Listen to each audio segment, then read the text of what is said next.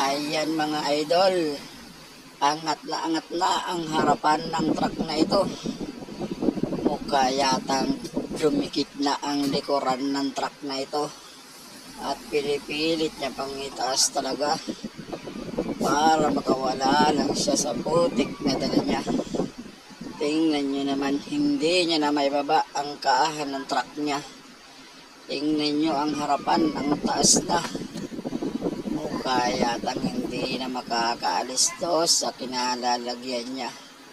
Ayan ang driver, bumaba na mga idol. Kaya sisilipin niya kung ano nangyayari.